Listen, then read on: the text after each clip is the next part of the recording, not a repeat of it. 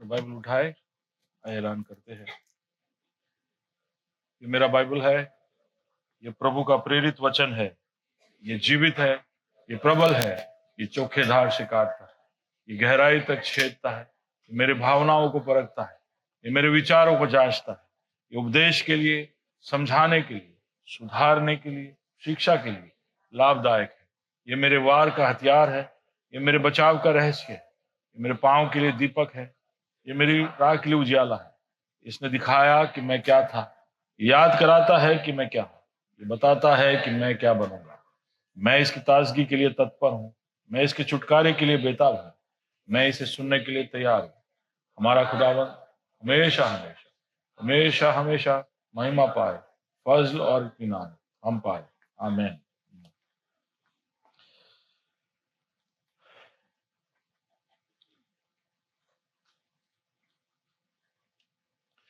तो आखिर हम यहाँ पहुंचे 2025 के आखिरी रविवार को।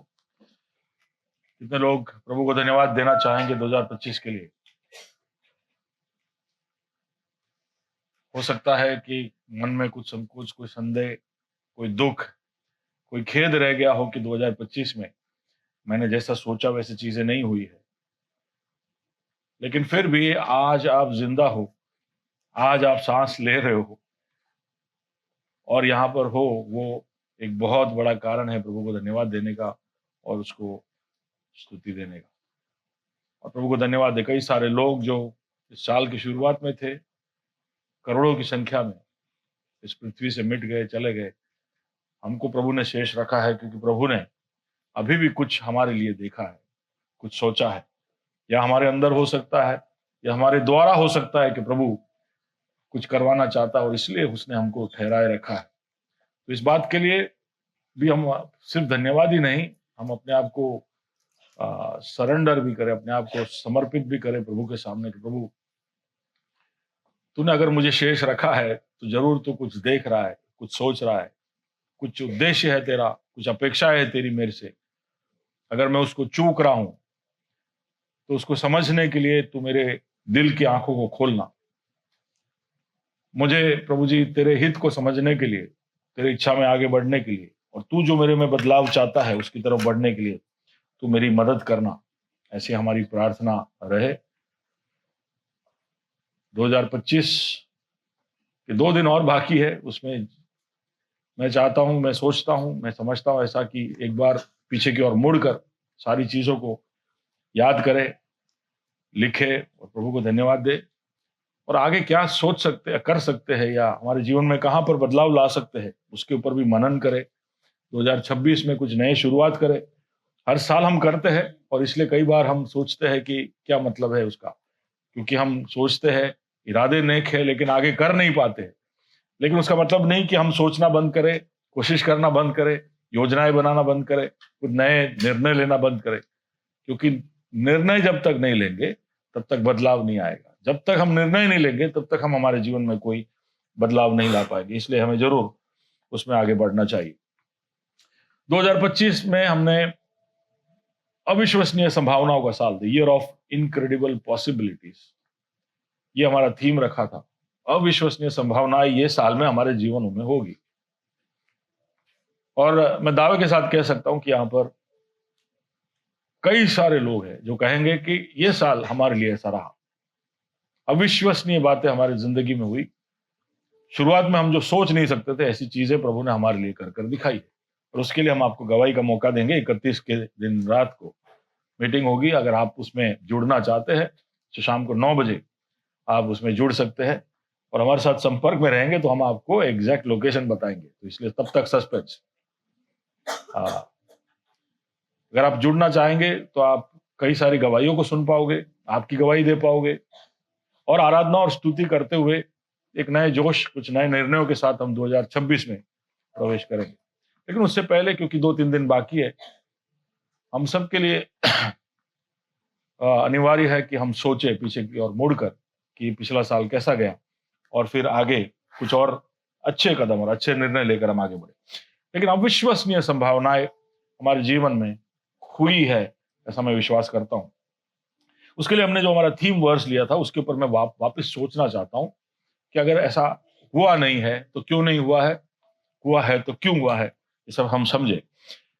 इफिसियों की पत्री 3 अध्याय उसका 20वां कलम। अच्छा। अब जो ऐसा सामर्थ्य है कि हमारी विनती और समझ से कहीं अधिक काम कर सकता है, उस सामर्थ्य के अनुसार जो हम में कार्य करता है। तो वापस पढ़िए, सब साथ में पढ़िए अगर आपके पास हिंदी बाइबल है।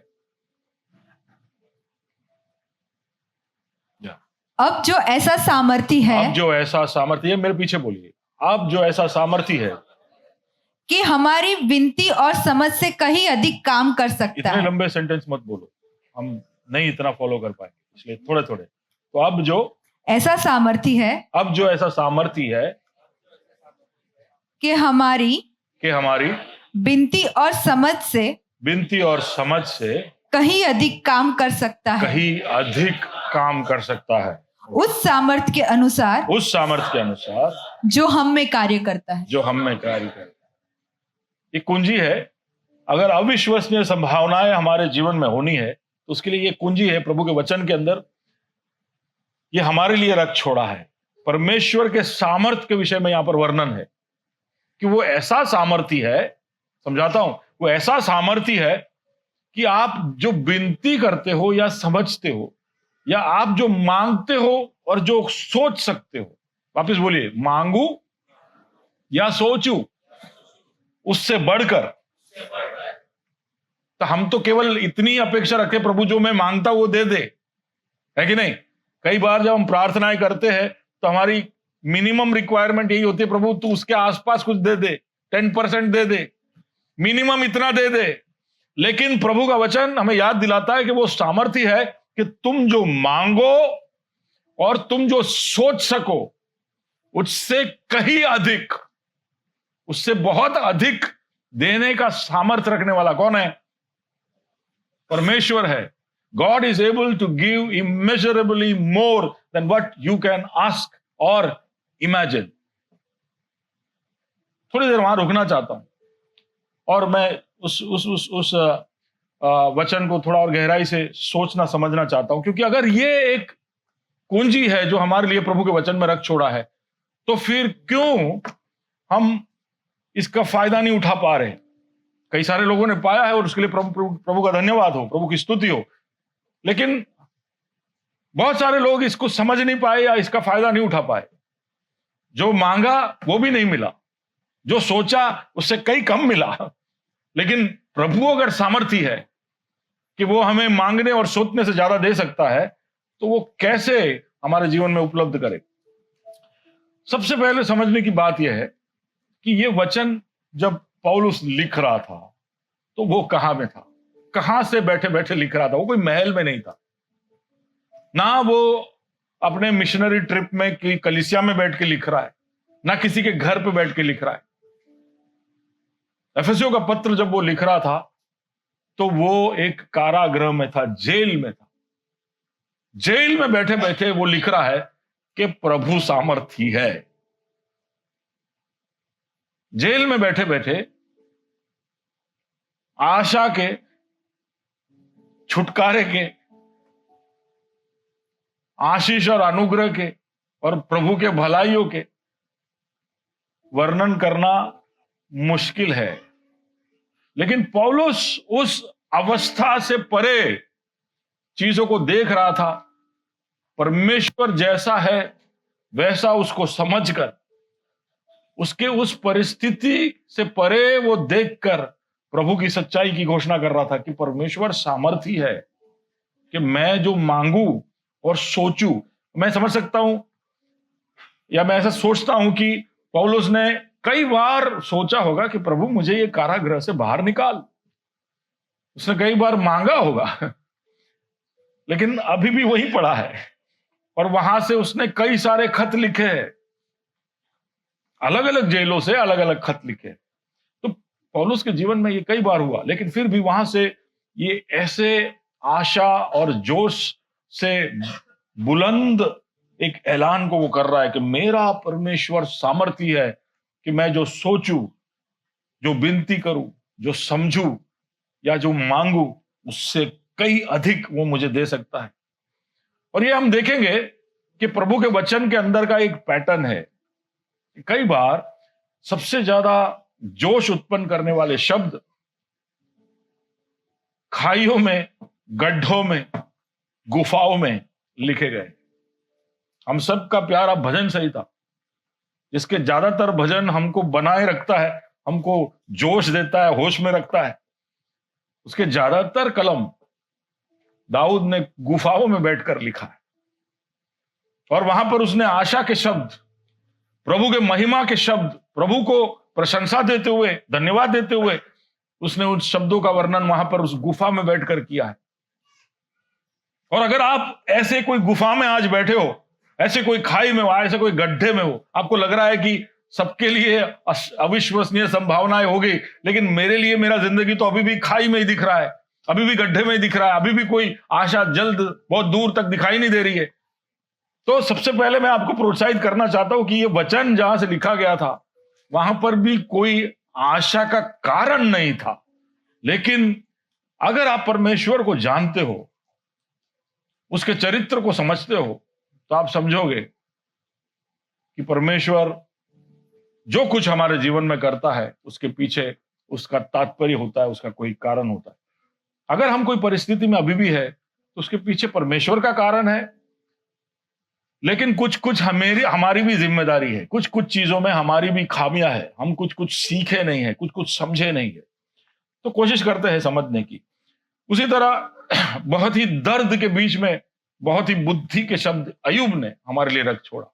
पूरे 42 अध्याय है अय्यूब के पुस्तक के अंदर, बहुत सारी बातें, बहुत सारा बुद्धि और ज्ञान के शब्द उस किताब के अंदर लिखे गए, दर्द के अंदर ये पैदा हुए। तो परमेश्वर के वचन की एक खासियत है कि अगर आप कोई ऐसे परिस्थिति में हो जहां पर आप बड़े दर्द में हो, या अंधेरे में हो, या बंधन में हो, तो वहां पर प्रभु बहुत ही करीब से आपसे बात करता है, बहुत गहरी बातें आपको सिखाता है, और बड़े बड़े ऐलान और सच्चाइयां आप वहां पर बैठे बैठे कर पाओगे। पौलुस ने कहा कि मेरा परमेश्वर सामर्थी है, ही इज एबल। मेरा परमेश्वर सामर्थी है। जोर से बोलिए, मेरा परमेश्वर सामर्थी है। यानी उसके सामर्थ्य के ऊपर कोई भी शक या संदेह करने की जरूरत नहीं है, ही इज एबल। एक चीज जो हमें हमारे जहन में अंडरलाइन करके, बोल्ड फेस करके रख देना चाहिए कि हमें कभी भी प्रभु के सामर्थ्य पर शक नहीं करना चाहिए कि वो कोई चीज कर सकता है या नहीं। लेकिन अगर आप अविश्वसनीय संभावनाएं आपके जीवन में होता देखना चाहते हो, तो उसका सबसे पहला जरूरत यह है कि आप समझे कि प्रभु उसके लिए सामर्थी है। प्रभु वो चीज मेरे लिए कर सकता है, वो अविश्वसनीय चीज मेरे लिए कर सकता है।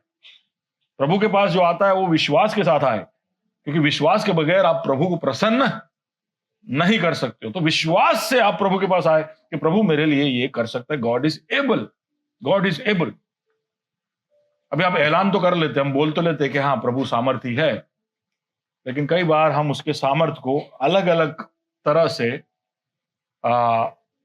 सिकुड़ लेते या छोटा कर देते हमारे मनों में। प्रभु का सामर्थ्य को तो हम कुछ नहीं कर सकते, आप हो मेरे साथ? प्रभु के सामर्थ्य को हम कुछ नहीं कर सकते, लेकिन कहीं ना कहीं हमारे मनों में उसके सामर्थ्य को हम छोटा कर देते हैं, और उस छोटा करने की वजह से हमारा विश्वास कभी कभी उतने जोश या बुलंदी से पेश नहीं आता। ओके, सबसे पहला चीज जो क्लॉजेस जो हम उसके सामर्थ्य पे लगाते हैं वो ये है कि प्रभु सामर्थी है,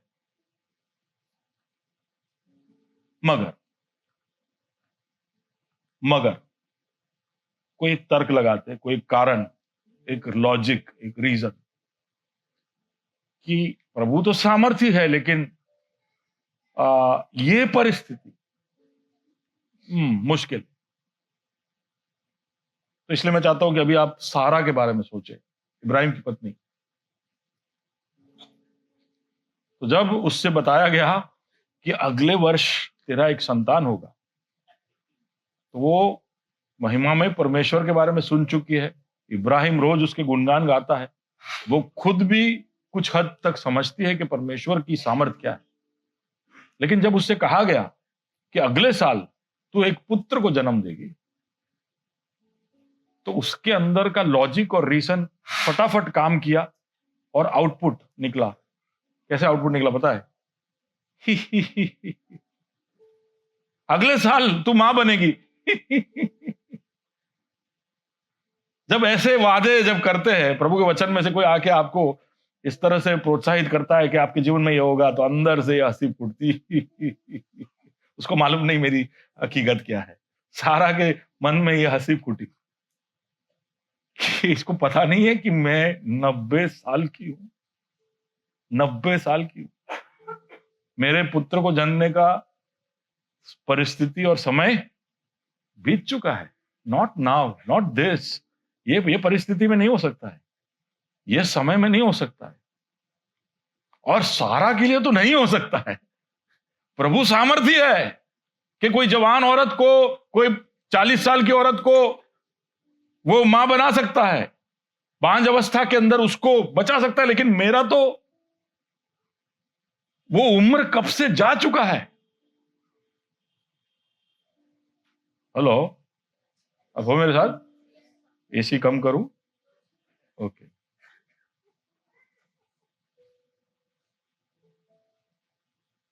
तो हमारा लॉजिक कहता है कि प्रभु सामर्थी। अब सोच के देखिए, आपके जीवन में ऐसी कौन सी परिस्थिति है जहां पर आप चाहते हो कि प्रभु आपसे बात करे, और आपके अंदर से एक तर्क खड़ा होकर आवाज करता है, वो स्लीपिंग जायंट जाग उठता है, तो सोने वाला दैत्य जाग उठता है और कहता है ये करता हो, ये करता हो। ये नहीं, प्रभु सामर्थी है। प्रभु ने तारे बनाए, समुंदर बनाए, है ना, उसने सब कुछ किया, लेकिन ये नहीं पॉसिबल है। कितने लोग कहते हैं कि हाँ, इस तरह के तर्क मेरे अंदर उठते हैं। मेरे जीवन के परिस्थितियों में जब मुश्किल परिस्थिति आती है, तो मुझे ऐसा लगता है कि प्रभु गैलेक्सी बना सकता है, अर्थक्वेक कर सकता है, लेकिन मेरे ये परिस्थिति, ऑफिसर નું મન नहीं बदले नहीं ज्योतिबेन, सरकारी अफसर मने खाई जसे, तो ये नहीं करेगा। आकाश बोलता है मेरा ट्रांसफर कभी नहीं होगा।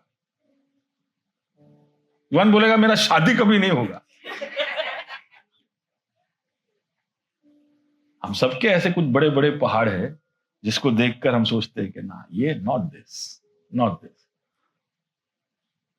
बट वहां पर ही सवाल इस तरह से उत्पत्ति 18 के अंदर पूछा गया, 14 के अंदर, is anything too hard for the lord? क्या है? क्या यहोवा के लिए कोई काम कठिन है?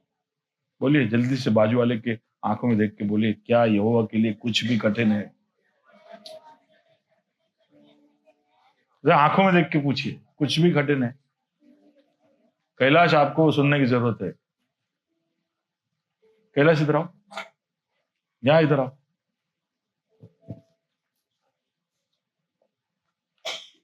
पता नहीं आपने इस बहन को देखा है या नहीं, कुछ महीनों से हमारे साथ आती है।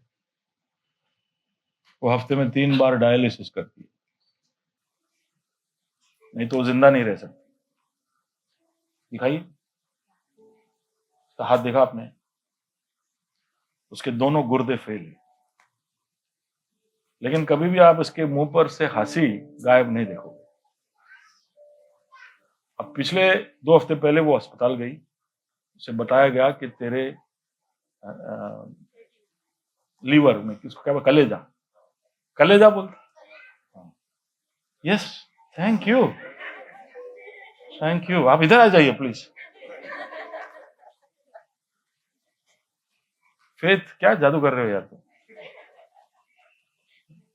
तो इसके कलेजे में या फैटी लीवर की वजह से उसके कॉम्प्लिकेशंस, उसके क्रिएटिनिन के लेवल सब ज्यादा रहते हैं, तो डरी हुई है, थोड़ी बहुत टेंशन में है कि क्या होगा।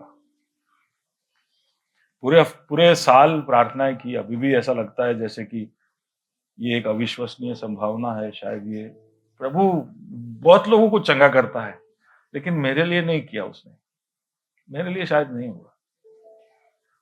तो मैं चाहता हूं कि आप जोर से इसकी तरफ देखकर बोले, क्या यहोवा के लिए कुछ भी कठिन है?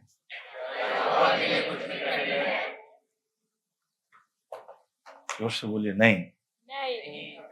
हालेलुया। और हम विश्वास करते कैलाश कि प्रभु आपके गुर्दे को, आपके कलेजे को, आपके शरीर के हर बिगड़े हुए अंग को पूरी तरह से ठीक करेंगे। मैं बैठिए, हम दुआ करते रहेंगे आपके लिए। जरूर उसको प्रोत्साहित करना। 3 बार डायलिसिस यानी 4 से 5 घंटे हॉस्पिटल में रहकर अपने खून को पूरा रिप्लेस करवाना कोई आसान बात नहीं है। हम में से कोई ऐसी परिस्थिति के बारे में सोच भी नहीं सकता। उसके बीच में भी प्रभु के ऊपर आशा रखना और प्रभु पे अपने विश्वास को बनाए रखना, एंड टू थिंक, ऐसा सोचना कि वो सामर्थी है, मुश्किल है, लेकिन मैं समझाता हूं। दूसरा, कई बार हम कहते हैं कि प्रभु सामर्थी है, गॉड इज एबल, लेकिन मैं क्या लेके आ रहा हूं प्रभु के पास? क्योंकि वो छोटा बच्चा भी 5 रोटी 2 मछली लाया था ना, उसमें से फिर प्रभु ने सामर्थ्य दिखाया, है ना। मूसा ने भी लाल समंदर का 2 भाग किया, लेकिन वो अपनी छड़ी लेके खड़ा था। या वो विधवा ने अगर अपने बर्तनों में तेल भरे तो उसके पास तेल था, मेरे पास क्या? मेरे पास कुछ नहीं है, आई डोंट हैव एनीथिंग। मेरे पास कुछ होता जो मैं मूड़ी के रूप में या सीड के रूप में रख पाता, बीज के रूप में रख पाता, तो प्रभु शायद उसको लेकर मल्टीप्लाई करता, उसको बढ़ाता। लेकिन आप सोच के देखिए कि अगर अगले दिन या 2 दिन पहले पैक किया हुआ लंच पैक है, तीसरे दिन तक तो लंच पैक का हालत क्या हो गया होगा। मैं ऐसे ही सोच रहा था कि थोड़ा ऐसा ड्राई हो गया, ब्रेड है ना, सूख गया। जो ब्रेड है ना, 5 रोटी थे, वो क्या हो गए? देखिए, मैं सुबह पहले मैं रोटी लेके जाता था घर से फैक्ट्री पे, ऑफिस में लंच खाने के लिए, लेकिन वहां जाकर मुझे वो ना टोस्ट जैसा हो जाता था, ड्राई, सूखा हो जाता था। फिर सब्जी के साथ खाने का मजा नहीं आता था, तो मैंने रोटी बंद कर दिया। तो 2-3 घंटे में रोटी का हालत ये हो जाता है। 2 दिन में क्या हुआ होगा मैं सोच रहा हूं। सूखी रोटी और वो मछली जो है उसकी भी क्या हालत होगी। तो ऐसे सूखे, शायद कोई टेस्ट भी ना, गरीब घर से था बेचारा, उसको प्रभु के पास लेके आया। तो जब प्रभु ने उसको बढ़ाया, तब सोचिए कि सूखी रोटी आई होगी, क्योंकि सूखी रोटी इज इक्वल टू सूखी रोटी। सूखी रोटी को मल्टीप्लाई करेंगे तो क्या आएगा? पराठा थोड़ी आएगा, है? बोलिए। हाँ, वही है हमारा सोच। सूखी रोटी में से भी प्रभु रुमाली रोटी निकाल सकता है, बटर नान निकाल सकता है। आपको क्या लगता है, प्रभु ने जब दावत सबको खिलाया तो सूखा रोटी, सब लोग खुश होके पेट भर के खाए, टुकड़े बचे थे सब जगह, कोई कहीं बड़ा बड़ा ब्रेड मिला नहीं, कहीं पे इधर उधर टुकड़े बचे थे, बराबर सबने ठूसा। उसका मतलब ये कुड़कुड़ाते नहीं खा रहे थे कि हल्या आप पे तो भी केवल रोटली आप पे है, भूख तो लागी से बराबर से, पण आऊ अपाय एना करते तो हमें घरे जता रही है कि नहीं? हम एक बार चर्च में ऐसा करके दिखाए, फिर देखो हम आप क्या क्या बोलते हो। आपको कभी ऐसा ड्राई सूखा कुछ खिला दे, फिर फीडबैक आएगा, प्लीज। उस दिन फीडबैक दे नहीं रहे होंगे तो भी सामने से मांग मांग के फीडबैक देंगे, हमको आज लिखना है फीडबैक। प्रभु ने सूखा लेकर, मैं ऐसा सोचता हूं कि प्रभु ने सूखा लिया होगा, लेकिन सबको ताजा रोटी मिला होगा। क्योंकि हम भी कई बार, आप देखिए, आपके जीवन में परख के देखिए, जब जब आप सूखी चीजें, फटे हुए नोट भी आए हो, तो प्रभु ने फटा हुआ नोट दिया क्या आपको? आपने 10 दिया तो प्रभु ने उस तरह से दिया क्या आपको, जिस तरह से आपने दिया? सोच के देखिए, सोच के सच्चाई से बोलिए। आप आपके दिल की कठोरता के हिसाब से आप देते हो लेकिन प्रभु कैसा देता है?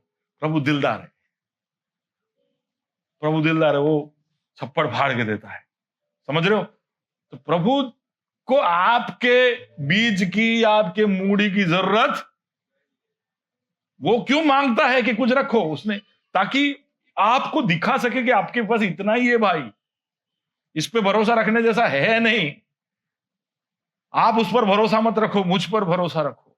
हमारे भरोसे को का खुलासा करने के लिए कई बार वो हमसे मूड़ी मांगता है, हम उसको कुछ चाहिए नहीं। जिसने एक शब्द में, जहां कुछ नहीं था, वहां पर पूरे सृष्टि को बनाया, उसको आपके कुछ रोटी और मछली की या आपके छड़ी की या आपके तेल की जरूरत आप हो मेरे साथ। तो ऐसा भी ना सोचिए कि प्रभु तो सामर्थ्य है लेकिन मेरे पास कुछ नहीं है। कई बार इसकी वजह से हम प्रभु के सामर्थ्य के ऊपर फुल स्टॉप लगाते, कोमा लगाते। तीसरा कि प्रभु सामर्थ्य है लेकिन पता नहीं उसका मूड कब बनेगा, उसका मूड कब होगा, वो कब आएगा क्या मालूम। प्रभु सामर्थ्य है लेकिन मेरा उतना धीरज है कि नहीं पता नहीं, मैं उतना रुक सकता हूं कि नहीं पता नहीं, मेरे लिए तो अर्जेंट मैटर है। प्रभु सामर्थ्य, प्रभु कर सकता है लेकिन पता नहीं आज उसका क्या मूड है, आज पता नहीं, आज वो बोलेगा आज नहीं करूं, जाओ इसके लिए नहीं करना है। तो sometime we can not count on it. तो मार्था और मेरी ने बोला कि हमारा भाई बीमार है, प्रभु आओ। प्रभु नहीं आया, प्रभु 3-4 दिन रुका, 4 दिन देरी से आया। तो कई बार हमें प्रभु के सामर्थ्य पर भरोसा है लेकिन उसके टाइमिंग पर, वो करेगा या नहीं उस पर थोड़ा सा शक है। उस वक्त करेगा शायद लेकिन तब तक पता नहीं, अब मैं बुढ़ा हो जाऊं फिर करे, फिर क्या मतलब है। ऐसा सब हम सोचते हैं। कई बार इस तरह के तर्क लगाकर प्रभु के सामर्थ्य के ऊपर हम प्रश्न चिन्ह लगाते। कहने के लिए हम बड़े विश्वासी, प्रभु पर पूरा भरोसा रखने वाले, प्रभु के सामर्थ्य के ऊपर पूरा पूरा इत्मीनान रखने वाले लोग हैं, लेकिन ये सब हमारे मनों में चलता है। लेकिन प्रभु कल, आज और हमेशा कभी ना बदलने वाला एक जैसा परमेश्वर है। Is the same. कल भी उसने किया, आज भी करेगा, कल भी करेगा। उसका मूड के ऊपर नहीं है, उसका चरित्र वैसा का वैसा है। अगर वो नहीं कर रहा, वो देरी कर रहा है तो उसका कारण है, उसके मूड की वजह से नहीं है, उसका फेवरेटिज्म की वजह से नहीं है कि प्रभु किसी का सुनता है किसी का नहीं सुनता है, ऐसा कुछ नहीं है। उसके पीछे बहुत सॉलिड कारण होते हैं। So God is able. Third, fourth, प्रभु सामर्थ्य है लेकिन मैंने ही इतने कांड किए, मेरे कांड प्रभु को रोकता है। मैंने इतनी गलतियां की है, मैंने इतने सारे बातें की है मेरे जीवन में, ये सब अवरोध बन के खड़े हैं, प्रभु को, उसके सामर्थ्य को मेरे जीवन में रिलीज करने नहीं दे रहा। हो सकता है कुछ हद तक उसमें सच्चाई हो, लेकिन हम जब वो प्रभु के वचन के अंदर देखते हैं तो हम देखते हैं कि किसी के कोई गलत करने से प्रभु के योजना में रुकावट नहीं आया। क्यों नहीं आया? क्योंकि आपने जब जो भी किया वो प्रभु के लिए कभी भी आश्चर्यजनक नहीं था। टेल समबडी, आप प्रभु को शौक नहीं दे सकते। जोर से बोलिए। ऐसा नहीं होगा कि हले हले आ तो खबर ज નથી, गब्रियल आ શું થઈ ગયું, ऐसा प्रभु नहीं बोलेगा। प्रभु को कभी शौक नहीं होगा। क्यों? क्योंकि प्रभु आदि से ही अंत को जानने वाला है। आपको बुलाया तो उससे पहले वो जानता है कि कौन से मोड़ पे कहां कहां तुम क्या क्या करने वाले हो, वो सब उसने देख लिया। फिर हो सकता है वार्तालाप हुआ हो कि इसको लेना है क्या, इसका जिंदगी में तो बहुत कांड है, वो बोला आई लव हिम, उसको लेना है। ऐसे आप पहुंचे यहां पे जीएसपी में। सुन रहे हो? तो दाऊद, जिसके बारे में हम इतने गुण गाते हैं, क्या उसने नहीं किया गलती? पर प्रभु ने उसी को चुना कहने के लिए कि मेरा बाप Dawood, he was a son of David। उसके उस गलती की वजह से उसका नाम हमेशा के लिए काट नहीं दिया, उसको कहा कि तेरा सिंहासन हमेशा बना रहेगा। हम है कि छोटी गलतियों के लिए लोगों को हमेशा के लिए काट देना चाहते हैं, लेकिन प्रभु ने उस गलती करने वाले दाऊद के सिंहासन का नाम हमेशा के लिए स्थापित कर दिया। पतरस प्रभु को गाली तक देता है, गाली तक देता है। ऐसा लिखा है कि ही अब्यूज्ड जीसस। 3 बार नकार, मैं जानता नहीं इसको, कौन है ये, और गाली तक बोला। 1 नहीं, 2 नहीं, 3 बार। और फिर हम जानते हैं कि प्रभु उसको वापस कैसे, एक भी बार ताड़ना दिए बगैर उसको पुनः स्थापित करता है। उससे केवल इतना ही पूछता है कि तू मुझसे प्यार करता है या नहीं, बस मेरे को उतना ही जानना है। तू प्यार करता है? तूने गलती किया, मुझे नकार दिया, तूने मुझे गाली दी, लेकिन तू प्यार करता है क्या?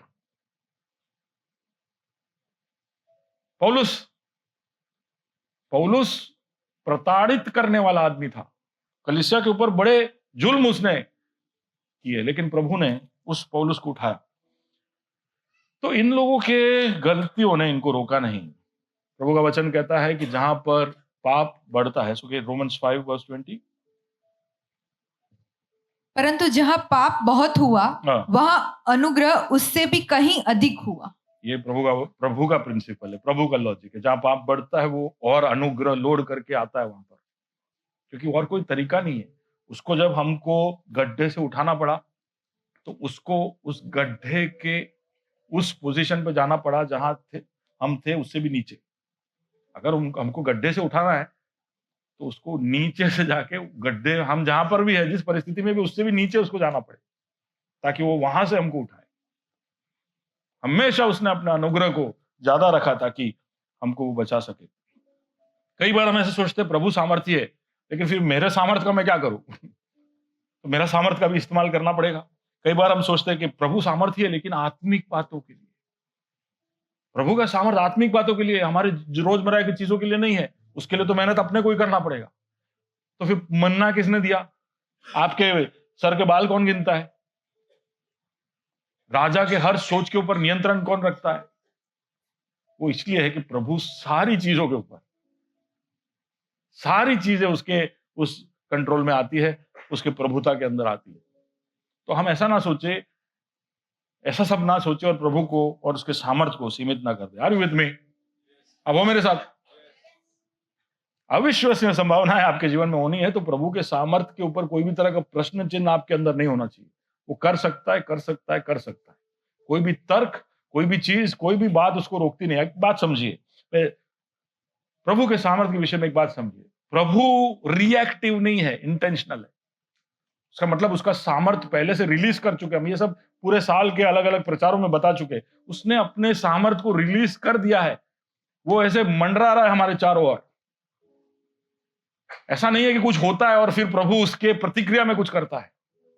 ऐसा कुछ नहीं होगा जो प्रभु को मालूम नहीं है। तो ऑलरेडी उसके लिए तैयार है। तो प्रभु इंटेंशनल है। प्रभु ने सब पहले से कर रखा है। हम है रिएक्टिव। कुछ होता है फिर हम रिएक्ट करते। किसी ने हमारे गाड़ी को एक्सीडेंट लगाया तो हम फिर रिएक्ट करते, हम फिर हमारा पूरा सामर्थ्य दिखाते। किसी ने कुछ बोल दिया तो हम पूरा सामर्थ्य दिखाते। हमारा सामर्थ्य रिएक्टिव है, प्रभु का नहीं। प्रभु इंटेंशनल है। दूसरा कि प्रभु का सामर्थ्य इतना कमजोर या नाजुक नहीं है कि कोई छोटी सी चीज उसको रोक ले। कि आपने कोई पाप किया तो उसका सामर्थ्य रुक जाएगा। मैं कहता हूं ना कि आपने मंगलसूत्र पहना है तो प्रभु आपके जीवन में काम नहीं करेगा। क्यों? प्रभु मंगलसूत्र से डरता है? नहीं, कुछ लोग ऐसे बोलते हैं कि भाई ऐसे ऐसे चीजें हटा दो नहीं तो प्रभु काम नहीं करेगा। प्रभु डरता है, बोले ये धागा तोड़ दो। क्यों? ये धागा प्रभु को रोकता है। प्रभु के बारे में जो सोच है उसमें बदलाव लाइए। दिल से प्रभु की तरफ झुकिए और प्रभु के सामर्थ्य पर एतबार करिए। He is not weak, he is not weak, nothing can stop him. उसका सामर्थ्य अनस्टॉपेबल, उसको कुछ नहीं रोक सकता। उसको कब्र नहीं रोक पाया, उसको मौत नहीं रोक पाया, उसको कुछ नहीं रोक सकता। तो रिमेंबर दैट। और तीसरा कि प्रभु का सामर्थ्य इधर उधर के लिए नहीं है, कभी कभी के लिए नहीं है। उसका सामर्थ्य बरकरार है, कांस्टेंट है। कभी भी आप उसमें से ले सकते हो। कभी भी आप उसमें से, जैसे इलेक्ट्रिसिटी इस हॉल में घूम रहा है, जितना पावर खींचना आप खींच सकते हो, खाली बिल भरना पड़ेगा। अब वो मेरे साथ, टोरेंट जब आपको पावर सप्लाई देता है तो उसने आपको लिमिट दिया है कि आप 15 किलोवाट खींचना या 5 किलोवाट खींचना। लेकिन अगर आप 25 खींच लोगे तो टोरेंट रोकने नहीं आएगा, खाली बिल बढ़ा के देगा। यानी आप जितना चाहे खींच सकते हो। अगर टोरेंट इतना दानवीर है तो हमारा प्रभु, अब हो मेरे साथ, आप हो मेरे साथ।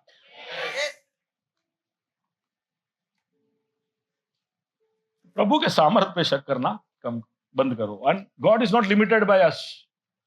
हमारी वजह से प्रभु रुकता नहीं है, हमारे द्वारा वो काम करता है। He works through us। हमें देखकर वो रुक नहीं जाता है। हम जैसे भी हालत में है, अगर हम उसके लिए उपलब्ध है तो हमारे द्वारा वो काम करता है। Okay, so that is number 1, God's ability. Number 2, उसने कहा कि वो सामर्थ्य है कि वो कुछ चीजों को कर सके, टू डू। किस तरह? हमारे सोच या हमारे मांगने से अधिक वो करता है, अधिक करता है। जोर से बोले अधिक। हम किसी को कुछ बोले और वो अधिक करेगा तो हम क्या बोलते हैं? डेढ़ छाणे, દોઢ ડાયો। નહીં જેની જેટલું કીધું એટલું જ કરવાનું, વધારે કરવાનું નહીં। દોઢ ડાયો નહીં બનવાનું, બરાબર? હા, બાજુ વાले को बोलो मारो प्रभु દોઢ ડાયો નથી।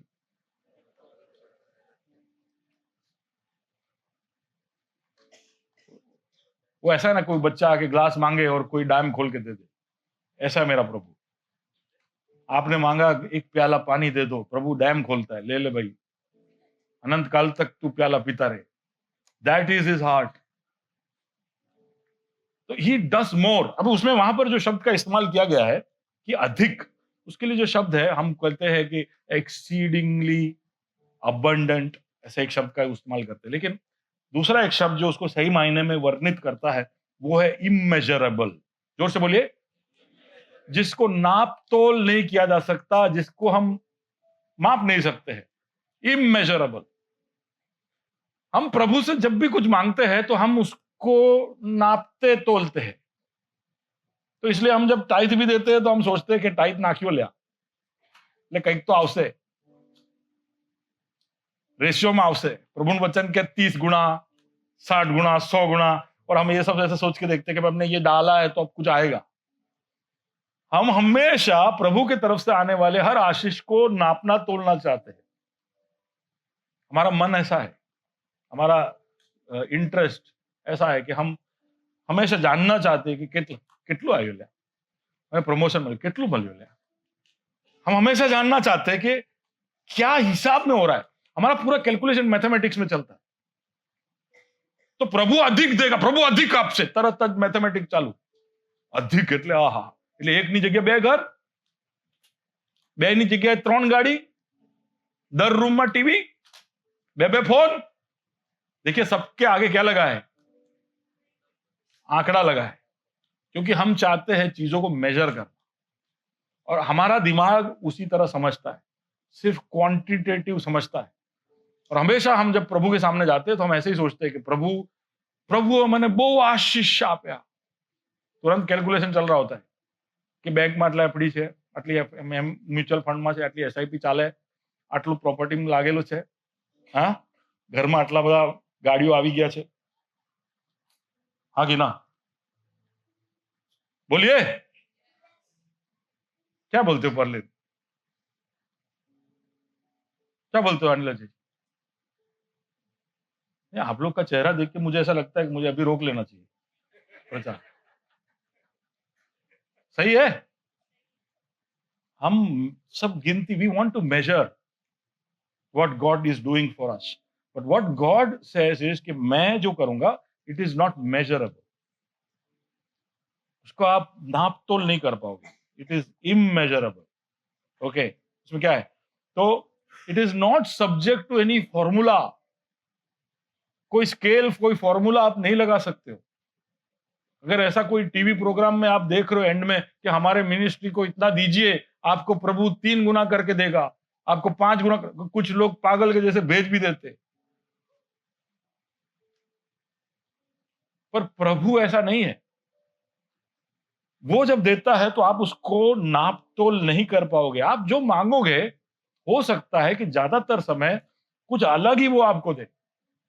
What you ask, you may not get it. You may get something else. क्योंकि आप केवल इंसिडेंट सोच रहे हो कि मुझे अभी इसमें से मुक्ति चाहिए। तो आप जो चीज के लिए मांगोगे उससे अधिक वो देगा। उसका मतलब ये नहीं कि वो गुणाकार करके देगा।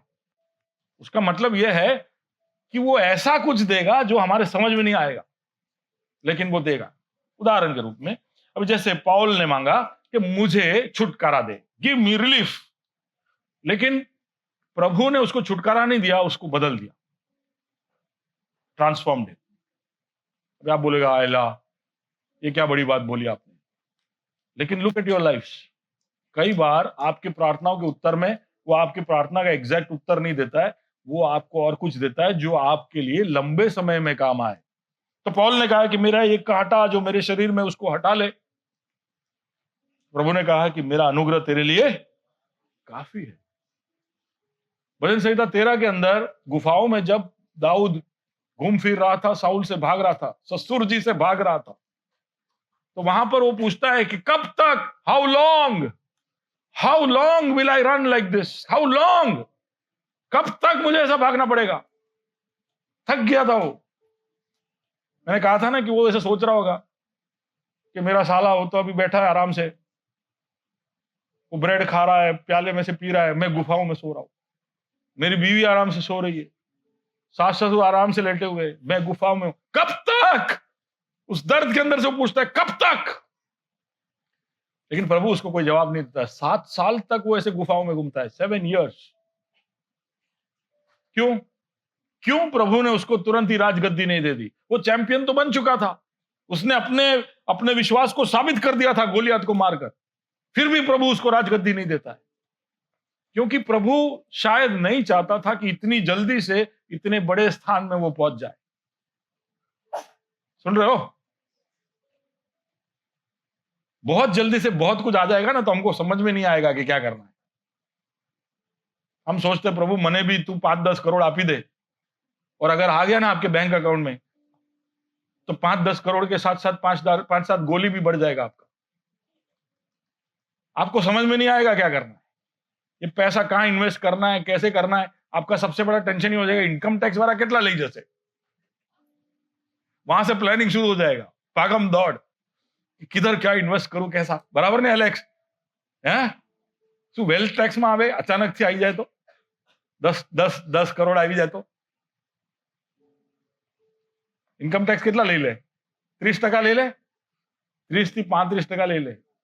હા હા 42% લેતા है। नो आइडिया इनकम टैक्स कितना लेते भाई अब्राम? देखो अभी इसमें भी एक मत नहीं है, अभी तक इसमें अभी इधर स्ट्रेस हो जाएगा। तो जो भी हो स्ट्रेस हो जाएगा, कितना सरकार लेगा,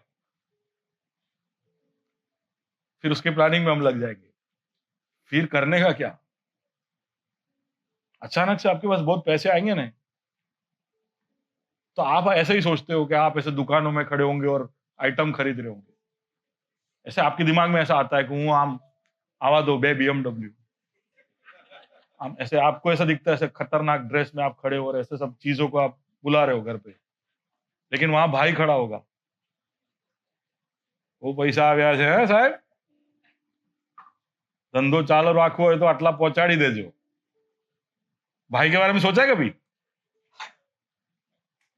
मैंने बहुत साल पहले शायद बताया था, बॉम्बे में मेरे दोस्त का दुकान, क्या था नाम मैं भूल गया,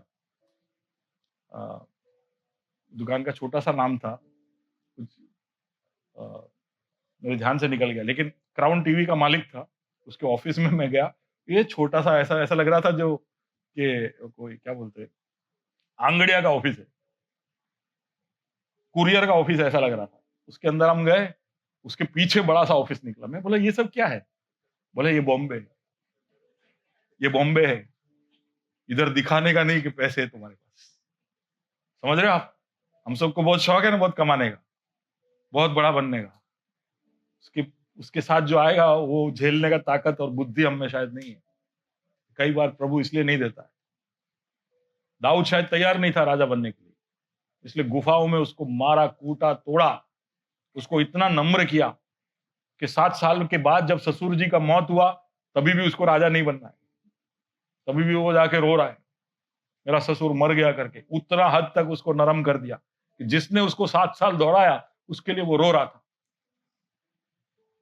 और फिर भी वो गिबे में या यरूशलेम में नहीं जाता है, वो हेब्रोन में जाके अपना राजगद्दी स्थापित करता है। तो आप समझिए कि प्रभु के सामने आप जाके छुटकारा मांगते हो तो प्रभु उत्तर कैसे देता है, आप जैसा सोचते हो वैसा नहीं।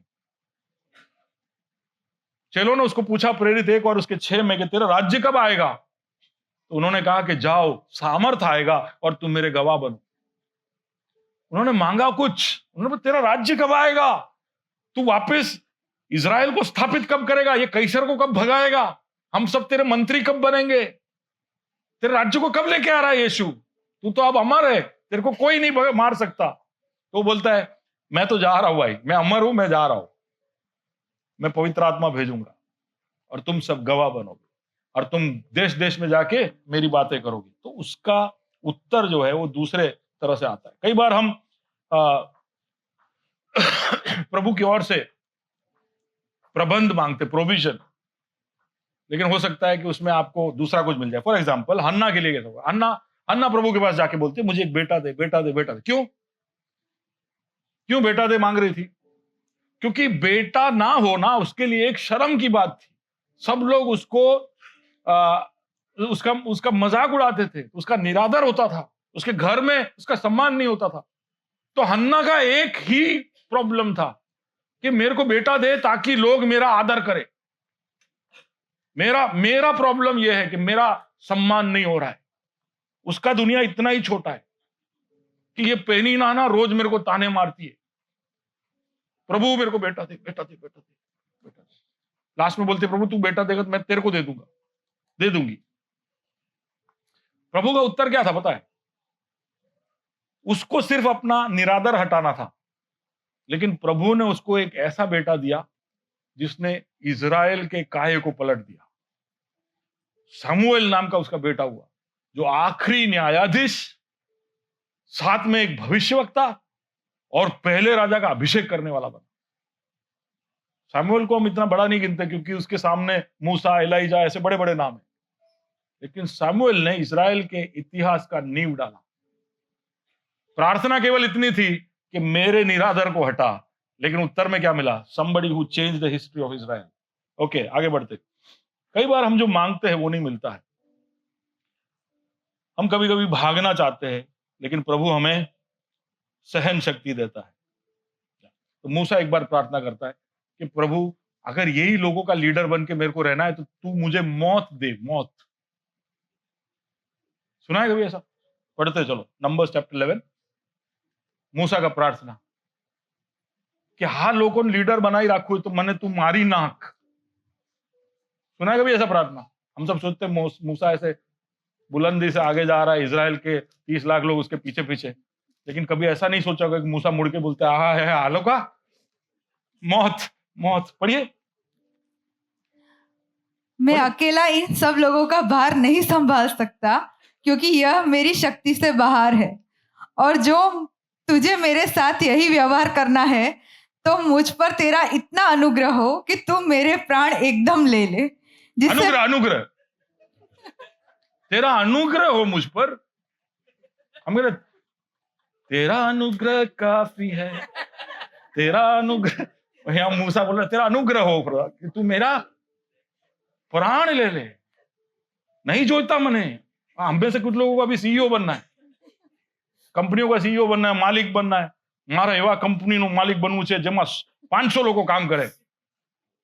अरे ये इतना बड़ा सीईओ, वो थक गया था, बोले कि नहीं चाहिए मेरे को, ये मैंने खाली अनुग्रह જોઈએ तारू। कैसे? मेरा प्राण ले ले। और प्रभु का उत्तर क्या है? देखिए प्रभु का उत्तर क्या है। यहोवा ने मूसा से कहा, हाँ। इजरायली पुरनियों में से 70 ऐसे पुरुष मेरे पास इकट्ठे कर, जिनको तू जानता है कि वे प्रजा के पुरनिये और उनके सरदार है, हाँ। और मिलाप वाले तंबू के पास ले आ, हाँ। कि वे तेरे साथ वहां खड़े हो। तब मैं उतर कर तुझसे वहां बातें करूंगा, और जो आत्मा तुझ में है उसमें से कुछ लेकर उनमें समवाऊंगा, और वे इन लोगों का भार तेरे संग उठाए रहेंगे, और तुझे उसको अकेले उठाना ना पड़ेगा। अनुग्रह में ऐसा करूंगा, तेरा प्राण नहीं लूंगा, तेरे साथ खड़े रहने के लिए 70 और को मैं खड़े कर दूंगा। प्रभु अधिक देता है, उसका मतलब क्या हो सकता है? तो हो सकता है पिछले साल आपने कई विषयों के लिए प्रार्थना किया हो और अभी आप बोल रहे हो कि प्रभु ने कुछ नहीं किया। वापस मुड़ के देखिए, शायद आप जैसा सोच रहे थे ऐसा नहीं किया, लेकिन और कोई एंगल से उसने करना शुरू कर दिया। आप चाहते थे कि आपको प्रभु का अनुग्रह मिले, छुटकारा मिले, लेकिन प्रभु ने और कुछ किया। आप चाहते थे कि आपको चंगाई मिले, लेकिन प्रभु ने और कुछ किया। वो आप ही ढूंढ सकते हो, आप ही परख सकते हो, आप ही समझ सकते हो। आप प्रभु की ओर से एक प्रबंध चाहते थे कि प्रभु मेरे लिए ये कर, लेकिन प्रभु ने आपको एक नई चुनौती दी हो शायद। कई बार हम प्रभु चुनौती देता है तो अनसुना कर देते, भाई नहीं सुना, सू कौन खोलू, कौन बोलू, सूझ से हमको नहीं पता है। Think about it, what has God started in your life. Okay, तो प्रभु अधिक देगा का परिभाषा क्या है? ओके, दूसरा, कभी कभी हम ताकत मांगते हैं तो वो हमसे समर्पण मांगता है, ही आस्क्स फॉर सरेंडर। तो गिडियोन की आर्मी को लेके, वो 32,000 लोगों को लेके जा रहा था, तो वो ऐसा सोच रहा था कि कुछ और लोगों तो अच्छा है, क्योंकि सामने बहुत 3 सेना है, 3 सेना सामने, हम 30,000 लोग कम पड़ जाएंगे। तो प्रभु बोलता है निकाल इसमें से 22,000 को, फिर निकाल इसमें से 9,700 को। ऐसे करके बाद में 300 लोग रह गए। 300 लोगों से युद्ध करने जाता है। तो मांगते कुछ है, लेकिन बोले 300 लोग ऐसे होने चाहिए जो समर्पित है। हम मांगते कुछ, प्रभु देता कुछ। लेकिन आप एक बात समझ लेना, जो भी वो देगा, वो आपने मांगा, सोचा, आपकी जरूरत हो उस सबसे अधिक होगा। हालेलुया, सुन रहे हो? तो कभी कभी हमारे तर्क वितर्क और सोचने के तरीकों को प्रभु के पीछे जब आए, तो उसको समर्पित कर देना पड़ता है कि प्रभु मेरे को समझ में नहीं आ रहा, मैंने प्रार्थना रख दी, और मुझे विश्वास है कि तू सामर्थी है और तू मेरी प्रार्थनाओं को सुनता है। अब तू कैसे? प्रभु स्विगी जोमेटो नहीं है, क्योंकि वहां पे लिखा होगा कि जो आपने मांगा वही आपको मिलेगा, जो आपने लिखा वही मिलेगा। प्रभु स्विगी जोमेटो नहीं है कि आपको जो चित्र दिखाएगा वही देगा। आप मांगोगे तो आप जो सोचते हो उससे क्या देगा? जोर से बोलिए, जोर से बोलिए। और वो अधिक का शेप आप जो सोच रहे हो ऐसा नहीं होगा, वो उसके उसके गणित के हिसाब से होगा, प्रभु के गणित के हिसाब से होगा। और प्रभु का गणित हमको नहीं आता है, प्रभु का गणित हमें समझ में नहीं आएगा। तो इसलिए प्रभु पर भरोसा रखे। जब आप उसके सामने जाते हो, अविश्वसनीय संभावनाओं के लिए आप विश्वास करते हो, प्रार्थना करते हो, तो remember that God is able to do immeasurably beyond what we ask. Ask, जल्दी से बताना चाहता हूं कि आस्क का मतलब क्या? कई बार हम पूछ ही नहीं पाते, प्रभु से बोल ही नहीं पाते। क्यों? क्योंकि अब मैं बताता हूं, आस्क, अगर आप प्रभु से कुछ मांगते हो तो उसका मतलब क्या है? What is the meaning of that? प्रभु से कुछ मांगते हो तो उसका मतलब है कि आप प्रभु पर निर्भर हो। दूसरा, आप प्रभु से कुछ मांगते हो तो इस तरह से आप इकरार कर रहे हो प्रभु कि तू तेरे समय पे दे, गिव इन योर टाइम। जो प्रभु के पास जाके मांग रहा है उसके मन में ये सब होता है, होना चाहिए। This is the premise. ये बेसिक चीजें हैं जिसको वो समझता है और प्रभु के सामने जाता है। तो एक तो कि मैं प्रभु तुझ पर निर्भर हूं, दूसरा तेरे टाइमिंग पे मुझे भरोसा है, तीसरा मेरा और तेरा रिश्ता है, मेरा और तेरा रिश्ता है। किसी के भी पास जाके आप कुछ मांग सकते हो। तो मुझे एक गेजेटेड ऑफिसर का साइन चाहिए था, तो मैं कोई भी गेजेटेड ऑफिसर के पास जाके साइन नहीं ले सकता हूं, कहीं पहचान हो वहां जाकर मैं बात करूंगा। एक रिश्ता है, वहां पर मैं बोलूंगा, तब जाकर उस काम मेरा निकलेगा। तो हम जब प्रभु से मांग रहे हैं उसका मतलब एक रिश्ता है। हमारे इर्द गिर्द बहुत पड़ोसी रहते हैं, क्या सबके घर जाके हम मांगते प्याज आपो, प्याज आपो, टमाटर आपो, मांगते? लेकिन कुछ ऐसे घर होंगे जहां रिश्ता है, हम जाके मांग सकते। आगे ना, आगे ना, ऐसे पड़ोसी है ना, आप लेना भी और देना भी। ओके, इतना तो टॉकिंग टर्म्स रखिए पड़ोसी के साथ। ओके, फिर आप प्रार्थना करते हो, उसका मतलब है कि आप ऐसा कह रहे हो कि प्रभु इस प्रार्थना, ये जो सवाल, ये जो बात मैं पूछ रहा हूं, उसके लिए मैं हकदार, I deserve it, I deserve to be heard, कि तू मेरी बात सुने। दूसरा, कि ये चीज जब मुझे मिलेगा मैं उसके लिए हकदार हूं, I deserve the thing that I am asking. तो उसका मतलब है कि आप प्रार्थना करने जाते हो तो आप खुद को कोसते कोसते, डांटते डांटते, दोष में अपने आप को गिराते गिराते, कुछ लोग हूं तो कीड़ो छू, हूं तो कीड़ा ने भी, ऐसा सब सोच के प्रभु के पास जाते। प्रभु बोलते था पहला तू से न मारो दिकरो था, पची तने आपीस। सुन रहे हो? आप सेल्फ कंडमनेशन में रहोगे, खुद को छोटा करते जाओगे, वहां से आप प्रभु के पास कुछ मांग नहीं सकते। आप जो मांग रहे हो उसके आप हकदार हो, ऐसा आपके उस आवाज में दिखना चाहिए। पता होना चाहिए कि ये आपके हक का है, नहीं तो सामने वाले को शक हो जाएगा। तो पुलिस टीचर भी अगर एक पेंसिल है और दो दावेदार है, तो टीचर वो पेंसिल रख के पूछेगी किसका पेंसिल है, और आपके आवाज से पता चलेगा पेंसिल किसका है। समझ पा रहे हो? अगर आपका पेंसिल, कुछ लोग बहुत स्मार्ट है, जैसे सुलेमान के सामने दो माएं गई,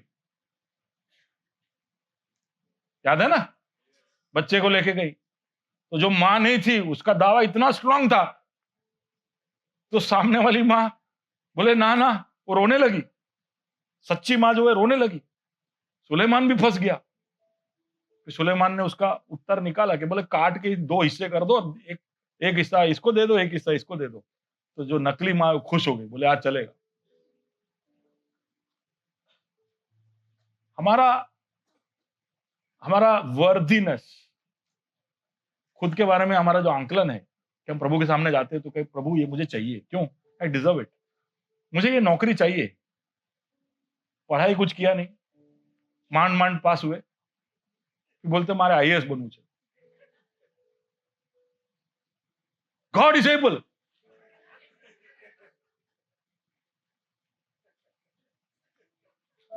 થોડું તો, આટલી તો લાજ રાખો, मेहनत करो, कोशिश करो और फिर पूछो, तो प्रभु देगा। तो you should deserve what you are asking. Okay, फिर आप जब प्रार्थना कर रहे हो तो you are saying that God you are good, तू अच्छा है, भला है, मैं मांगूंगा तो तू देगा। देन आप जो मांग रहे हो ना उसमें देखिए, हमारा मन जो है ना बहुत चंचल, कुछ भी इच्छा अभिलाषा रखते रहता है, ये चाहिए वो चाहिए, बहुत कुछ हमको चाहिए होता है। अभी गाड़ी लेने भी जाओ तो इच्छा तो ऐसी होता है कि हूँ टोयोटा इनोवा लो, क्रिस्टा लो, फिर सारा कैलकुलेशन सब करके सामने जब ऑर्डर देना होता है तो अपने मारुति डिजायर लेके वापस आ रहे हो। कहने का मतलब जब बात रखना आता है तो हम रियल में आ जाते, रियलिटी में आ जाते, मन में तो हम ऐसे पका रहे होते, मन में क्रिस्टा में हम ऐसे उड़ रहे होते, लेकिन पास्टर के पास मारुति की कोई गाड़ी में। कहने का मतलब कि जब आप मांगते हैं ना तब तक हमारा दिमाग चीजों को रियलिटी में थोड़ा लेके आ जाता है। तो we will ask for those things which are acceptable to God. हमारे मन में ऐसी कई सारी इच्छाएं होगी जो प्रभु के लिए भावनीय नहीं है, जो प्रभु को नहीं पसंद है, लेकिन हमारी इच्छा है, तो इसलिए मुंह खोल के मांगो। आप ऐसे तो नहीं बोल पाओगे ना कि एनी गाड़ी मने જોઈએ, एनी नौकरी मने જોઈએ, ऐसा नहीं मांग पाओगे। समझ रहे हो? गलत है। तो आप क्या मांगोगे? क्या मांगोगे? अच्छी नौकरी देना, हाँ, अच्छा ब्रेक देना। समझ गए? तो आपके मांगने से प्रार्थनाएं जो है वो सही हो जाती है, आपकी अभिलाषाएं जो है वो प्रभु के हित के अनुसार वो लाइन अप हो जाती है। ओके, और जब आप प्रार्थना करते हो प्रभु से तो आप प्रभु को ये परमिशन दे रहे हो कि वो आपके जीवन में बदलाव लेके आए। लेकिन अगर ये जो ढांचा है इसमें मिस्टेक होगा ना, इसमें मिस्टेक होगा तो आप प्रार्थना ढंग से नहीं कर पाओगे, आप जो मांगोगे उसमें गलती हो जाएगी। अगर आप ऐसे विश्वास नहीं करते हो कि प्रभु कि आप उसके लिए हकदार हो, प्रभु के साथ आपका रिश्ता नहीं है, प्रभु के टाइमिंग पर, या आप उसके ऊपर पूरी तरह से निर्भर नहीं हो, आप उसकी भलाई के ऊपर क्वेश्चन कर, फिर आप मांगते हो, तो आपके मांगने में मिस्टेक है। जैसे याकूब कहता है कि तुम मांगते नहीं हो इसलिए कई सारी चीजें तुमको मिलती नहीं। क्यों? क्योंकि हम सही तरह से नहीं मांग रहे, मांगने की उस प्रक्रिया में हम प्रभु के सामने सही तरह से नहीं जा रहे। दूसरा, तो आप मांगे तो मिलेगा ना, कई बार हम मांगते ही नहीं है, और जब मांगते हैं तो उसके बेस में जो हमारा एजम्पशन है वो सब गलत है। आप हो मेरे साथ? तो मांगो तभी भी सोचो कि कैसे, क्या, किस तरह से, किसके सामने, क्या भाव से आप मांग रहे हो। उसके विषय में पौलुस कहता है कि आप जब इस तरह अच्छी तरह से मांगोगे तो उससे कहीं अधिक देने के लिए सामर्थ्य है कौन? दूसरा, कल्पना, सोच, हमारा समझ, इमेजिनेशन। तो हमारा इमेजिनेशन भी कई बार क्या है कि हमको इमेजिनेशन बोलते हैं तो हम सोचते हैं कैसा खुला घोड़े के जैसा है कि कहीं भी जाता है, ऐसा नहीं है। हमारा इमेजिनेशन भी लिमिटेड है। हमारे भूतकाल के हमारे अनुभव हमें कई बार सीमित कर देते हैं कि भाई पिछली बार तो ऐसा वैसा हुआ था, तो इसलिए आगे नहीं होगा। कई बार हमारे अनुभव, हमारे जीवन के अलग अलग अनुभव हमें कई कई चीजों के बारे में सोचने के लिए रोक देता है। कोई आपको बोले कि चल पार्टनरशिप कर, बोले ना ना, क्यों? कि लास्ट टाइम पार्टनरशिप किया, मेरे साथ चीटिंग हो गया। समझ पा रहे हो मैं क्या उदाहरण दे रहा हूं? कि हम कुछ पुराने अनुभवों को लेकर आगे हमारे सोच में लिमिट्स डाल देते। कई बार हमारे सोच में सिर्फ हम ही शामिल है, तो फिर हमारा सोच, जैसे हन्ना ने सोचा तो उसमें केवल हन्ना ही शामिल थी। उसको केवल अपने सम्मान को ठीक करना था। उसने इजराइल के बारे में नहीं सोचा, उसने सिर्फ अपने घर के बारे में सोचा, उसने अपने उस पति के दूसरे बीवी के बारे में सोचा, बस। पर प्रभु सोच रहा था इजराइल के बारे में, प्रभु सोच रहा था इजराइल के बारे में और पूरे इतिहास के बारे में। कई बार हमारे सोच, हमारी कल्पना, इमेजिनेशन डर की वजह से कि कहीं फेल ना हो जाओ, कहीं मैं रिजेक्ट ना हो जाऊं, कहीं मुझे डिसअपॉइंटमेंट का सामना ना करना पड़े, कई बार दोष और शर्म की वजह से, कई बार हमारे बैकग्राउंड, क्योंकि हम फलाने धर्म से है, हम फलाने कास्ट से है, हम फलाने भाषा से है। अब सोच के देखना, डीप बातें है ये। कई बार हमारी हमारी ये कल्चरल सेटिंग्स हमारे कल्पनाओं को, हमारे सोच को, हमारे इमेजिनेशन को रोक देता है। कई बार आप इसलिए नहीं सोच पाते क्योंकि आप एक औरत हो। हम ऐसा कई बार सोचते हैं कि मर्द औरत सब एक जैसा सोचते होंगे, नहीं, ऐसा नहीं है। औरत अपनी सीमाओं के अंदर रहकर, भारत की एक नारी जब वो सोचती भी है ना, तो वो अपने सीमाओं के अंदर रह के ही सोच पाती है, उससे आगे वो सोच ही नहीं पाती है, क्योंकि समाज ने उसको इस तरह टाइट बांध के रखा है कि उसके सोच में भी सीमा है। आप समझ पा रहे हो मैं क्या कह रहा हूं? हेलो? एक घर के अंदर ही पति जैसा सोचेगा और पत्नी जैसा सोचेगा, उसमें फर्क है, क्योंकि समाज का प्रेशर है, क्योंकि मैं एक औरत हूं, तो ट्रीटमेंट में फर्क है। तो लिमिटेशंस ऑफ बैकग्राउंड, पढ़ाई, ज्ञान, पॉलिटिकल लैंडस्केप। अब चाइना में कुछ सोच सकते हो, अमेरिका में और कुछ सोच सकते हो, सऊदी अरेबिया में और कुछ सोच सकते हो। समझ रहे हो? आपके कल्पनाओं में, इमेजिनेशन में भी आप जहां पे हो उससे फर्क पड़ता है। मैं तो ऐसा कहता हूं, आप बैंगलोर में जो सोचोगे वो अहमदाबाद में नहीं सोच पाओगे, क्योंकि मेरा दोनों जगहों में ऑफिस था। मैं बैंगलोर में था तो मैं ऐसा सोचता था कि मैं बहुत बड़ा कंपनी बनाऊंगा, अहमदाबाद में आके मैं सेठिया हो जाता था। मेरा सोच एकदम छोटू। फर्क पड़ता है, क्योंकि यहां का जो अधिकारी है वो हमारे सोच को छोटा कर देता है। बहुत सारी चीजें हैं जो हमारे इमेजिनेशंस के ऊपर प्रभावी है। मैं क्यों ये बता रहा हूं? आप सोच रहे हो कि मैंने इतना इतना सोचा, उससे अधिक प्रभु ने क्यों नहीं किया? हो सकता है कि आपके लिए वो सोच बड़ा हो, लेकिन वो सोच में भी और प्रगति हो सकती है। तो इसलिए आपका सोच दो चार लोगों से आप बताइए कि भाई मैंने ऐसा सोचा, फिर आपको पता चलेगा कि आपका सोच 10 के अंदर नंबर में कौन से नंबर पे है। समझ में आ रहा है मैं क्या कह रहा हूं?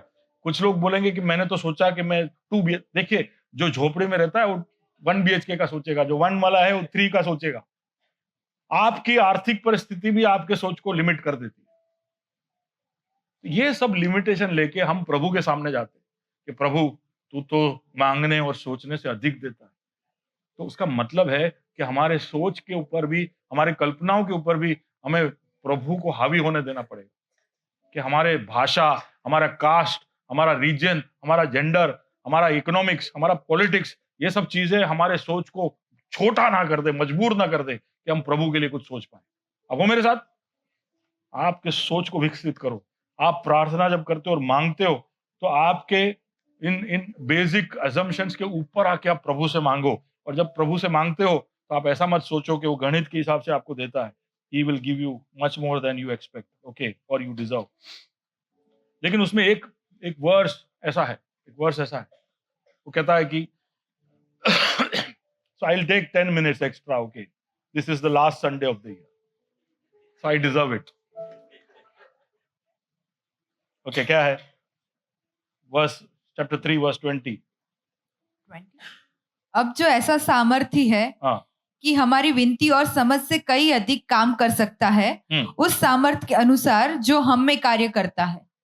उस सामर्थ के अनुसार जो हम में कार्य करता है, वो इतना ही काम करेगा। देखिए यहां पे है लिमिट। आप जो बोलते हो वो प्रभु को नहीं रोकता है, उसमें आपका बोलना रुक जाता है। आप जो सोचते हो वहां पे आप रुकते नहीं। आपका सोचने का प्रभु को नहीं रोक सकते, लेकिन आपका सोच रुक जाता है। लेकिन आपके अंदर जो सामर्थ काम करता है वो तय करेगा कि प्रभु कितना आपके जीवन में काम कर सकता है। अब उसका मतलब यह है कि प्रभु को आपने कितना आपके जीवन में हावी होने दिया है। आपके अंदर प्रभु का सामर्थ किस हद तक कहां कहां सक्रिय है, वो तय करेगा कि प्रभु का सामर्थ कितना आपके अंदर आएगा। देखिए एक बात समझिए कि प्रभु ने जब अपना सामर्थ्य, जैसे मैंने टोरेंट का एग्जांपल दिया, उसने पूरा पावर स्टेशन आपके पीछे लगा दिया है। इसलिए जो आत्मा प्रभु यीशु मसीह को मुर्दों से जिलाया और स्वर्गीय स्थानों में बिठाया, मेगाथोस, हाइपरबोल, डुनामिस शब्द है, वही सामर्थ हम में। तो यानी पूरा पावर स्टेशन लगा हुआ है हमारे पीछे। प्रभु का आत्मा हम में है ना। एफएसी 3 और उसका 16 कहता है कि प्रभु का पवित्र आत्मा हमारे अंदर है। क्यों हमारे अंदर से, क्यों बाहर से काम नहीं करता है? क्योंकि प्रभु हमारे साथ मिलकर काम करना चाहता है। प्रभु उसके सामर्थ्य को बाहर से भेज सकता है, जैसे मूसा के लिए या पुराने नियम के लोगों के लिए किया, लेकिन हमारे लिए उसने अलग कर दिया। अब वो बाहर से नहीं, हमारे अंदर से करवाना चाहता है, क्योंकि वो हमारे साथ कोलैबोरेट कर रहा है। वो हम उसके दुल्हन है, तो हमारे साथ मिलकर वो काम करना चाहता है। वो कुछ भी कर रहा है तो वो साथ में करना चाह रहा है। हम ऐसा चाहते हैं कि प्रभु तुम्हारा जीवन में काम कर, बाहर से आइन करी जा। तो इसलिए हम मीटिंगों में जाते। क्या अद्भुत अपोस्टल छे, प्रोफेट छे, पास्टर छे, आ हमना बोलશે એટલે બહારથી પરાક્રમ આવશે અને મારું જીવન બદલાઈ જશે। सुन रहे हो? हम भागते मीटिंग, या मीटिंग, वहां मीटिंग, इधर ये उधर वो। तो प्रभु बोलता है जो सामर्थ तुम्हारे अंदर है उसके अनुसार। Are you with me? Thank you sir. क्योंकि प्रभु हमारे साथ, he wants to work in union। Colossians 1 verse 27 क्या कहता है? जिन पर परमेश्वर ने प्रकट करना चाहा कि उन्हें ज्ञात हो कि अन्य जातियों में उस भेद की महिमा का मूल्य क्या है, और वह यह है कि महिमा मसीह जो महिमा की आशा है तुम में रहता है। मसीह जो महिमा की आशा है तुम में रहता है। Christ in me, hope of glory. यानी महिमा में जो आशा है वो क्या है? कि मसीह मुझ में। वहां पर हमको क्या मिलने वाला? स्वर्ग, महिमा की आशा, यानी स्वर्ग में क्या मिलेगा? क्राइस्ट इन मी। हम सोचे सोने का सड़क मिलेगा, उड़ने को मिलेगा, बहुत खाना मिलेगा, रोना नहीं होगा। हमारा सोच वही है। पौलुस बोलता है महिमा की आशा क्या है? क्राइस्ट इन मी, मसीह मुझ में। वही महिमा की आशा को वहां से उतार रहा है, नीचे उतार के हम सबको अभी से टेस्ट करने दे रहा है। महिमा की आशा अभी यहां कैसे? Christ in me now today. अब हो मेरे साथ? उसके लिए जरूरी है कि हम हमारे जीवनों को खोल दें और उसके पावर को हमारे द्वारा रिलीज करें। तो मांगने को बदले, सोचने को बदले, प्रभु के सामर्थ पर जो शंकाएं है उसको बदले, और जो अपेक्षा है कि प्रभु किस तरह से उत्तर देगा उसको बदले। सब बदले, लेकिन सबसे पहले क्या बदले? प्रभु आप में किस तरह से उपस्थित है उसको बदले, क्योंकि वहां से शुरुआत होता है। सरेंडर, प्रभु को आप जो जो एरिया सरेंडर करोगे प्रभु वहीं काम करेगा। प्रभु आपके जीवन का प्रभु है, प्रभुता रखता है, लेकिन जो आप उसको सौंपोगे नहीं वो आपसे छीन के नहीं लेगा। आपके जीवन के जो जो पहलू उसके हाथ में एक एक करके आप देते जाओगे, प्रभु उसको लेगा, उसको बदलेगा, उसको लेगा, उसको बदलेगा, क्योंकि प्रभु का स्टाइल वैसा ही है। वो शैतान जैसा नहीं है कि आके सीधा हावी हो जाता है। आप जिसको समर्पित करोगे प्रभु उसको लेगा, और इस समर्पण के अंदर से ही आज्ञा पालनता आती है। ओके, आपका विश्वास तय करता है कि कितना सामर्थ प्रभु का आपके अंदर से बहेगा। यीशु जब नाजरेत में गया तो वहां कुछ नहीं कर पाया, क्योंकि वहां पर विश्वास नहीं था। विश्वास नहीं होगा तो प्रभु का सामर्थ प्रकट नहीं होगा। प्रभु हमको बाईपास कर सकता है। कई बार प्रभु हमारे परिस्थितियों में चीजें करना चाहता है, लेकिन हम उसको रोक रहे हैं। हमारे जीवन का समर्पण उसको रोक रहा है, उसको कुछ करने नहीं दे रहा है। तो प्रभु बाईपास कर सकता है और परिस्थिति को बदल सकता है, लेकिन प्रभु को पराक्रम करने के डिस्प्ले में नहीं है इंटरेस्ट, प्रभु को हमको बदलने में इंटरेस्ट। इसलिए कई बार प्रभु चीजें हमको बाईपास करे बगैर काम को करेगा। यानी कुछ चीजें इसलिए देर हो जाती। तो मैं कहता हूं मूसा 400 साल में उसको सुधरना था, इजराइल को निकलना था, लेकिन 430 साल लगे, क्योंकि मूसा को 30 साल ज्यादा लग गए। ऐसे बहुत सारे कैलकुलेशन होंगे, कई सारे प्रभु के इक्वेशन रीएडजस्ट एक तरह से हुए, क्योंकि लोग समर्पित नहीं हुए, लोग तैयार नहीं हुए। तो उसके प्रोग्राम को उसने थोड़ा सा चेंज किया। ओवरऑल कंट्रोल में ही है वो, प्रभुता में ही है वो, लेकिन प्रभु कभी कभी हमारे लिए रुकता है और चीजों को वापस दूसरी तरह से लेकर आता है। ये है ईयर ऑफ इनक्रेडिबल पॉसिबिलिटीज में आप क्या कर सकते हो। मैं खत्म करने जा रहा हूं। एक और वर्ष जो हमने ये साल में लिया था एफएससी 3 और 20 के साथ साथ है, वो है गिनती का पुस्तक 33 और उसका 3, 33 वर्ष 3। याद है? याद है? याद है? हाथ ऊपर करिए, करिए ऊपर। ओके, ये क्या था? जब मिस्र से, कैन यू रीड दैट? पहले महीने के 15वें दिन को उन्होंने रामसेस से कूच किया। हाँ, फसह के दूसरे दिन इजरायली सब मिस्रियों को देखते बेखटके निकल गए। बेखटके निकल गए ऐसा हिंदी में लिखा है, लेकिन इंग्लिश में ऐसा लिखा है कि they moved out with high hands, with raised hands. ऐसे वो सब ऐसे देख के खड़े हैं और ये लोग ऐसे चल के जा रहे हैं। तो हमको ऐसा लगता है कि गुलाम बेचारे सब ऐसे ऐसे देख देख के जा रहे थे, ऐसे नहीं जा रहे थे।